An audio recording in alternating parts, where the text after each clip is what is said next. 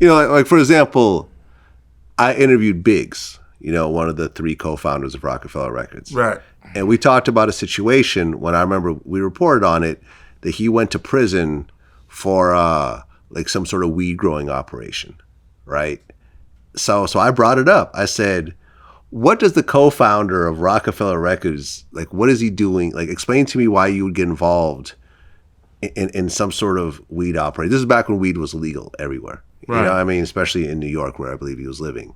And he goes, no, I wasn't in a weed growing operation. He said, I had a friend who, you know, was, you know, had some weed thing, whatever. And, you know, I hooked him up with another friend who was looking to buy, and not knowing that one of the guys was wearing a wire, was working with the feds. The one that bought the stuff? I don't remember the details. One of the 2 guys, he was just helping out some friends. Next thing you know, he's doing years in prison. So, I mean, number one, why were you growing marijuana at the time? I actually wasn't growing marijuana. Aha, okay. Yeah, so what happened was it was a conspiracy because I connected somebody from New York to a farmer in California. I was actually buying dispensaries, and I was looking to purchase some of these farmers' houses as well to sell to the dispensaries, thinking I'm building a vertical business. But in that time, it takes 3, 6, or 9 months to get up and running. So a friend of mine asked me to connect them with somebody, and because they connected, even though they didn't do a deal, they spoke about it on the phone. That's a conspiracy, and I conspired because I connected them.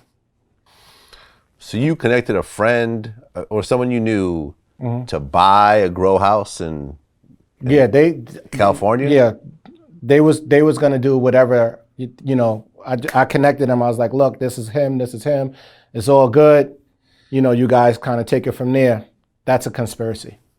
Okay, and his phone was being tapped. Exactly. Literally, like I forgot how many years he got, but he got years in prison. That probably was a setup. They wanted his ass off the street some kind of way. And but Biggs wasn't like, I mean, Biggs had his background decades before, but I mean, he was the co-founder of Roc-A-Fella. He was an active partner of Roc-A-Fella Records. He was part of Jay-Z's success the whole time. And who benefits if he go to prison? The feds?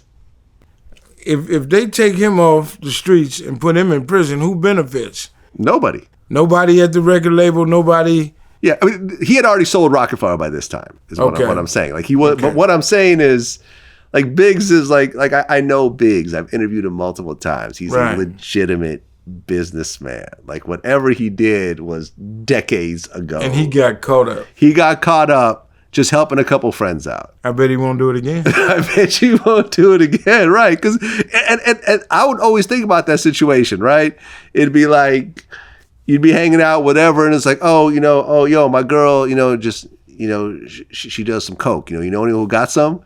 You know what I mean? I'm like, and you think first, like, well, oh yeah, let me just help out my friend. Then I'm like, no, what the fuck am I doing? Hold on, like I'll make a phone call. You buying from? Yeah, I'm gonna hook up a call to someone I know that might have coke, and now I'm part of a conspiracy. Right. Fuck that. No, I don't know anybody. I don't do coke. I don't know anyone who has coke. And just live do on not the ask me straight and narrow. situations. Right. Just be straight and narrow. Once you get to that point, just be straight and narrow. You got to act your wage. Yeah. That's how I like to say. You act Right. your wage. A person who has $1 million in the bank should not act like the person who's got $200 in the bank. Right. You know what I mean?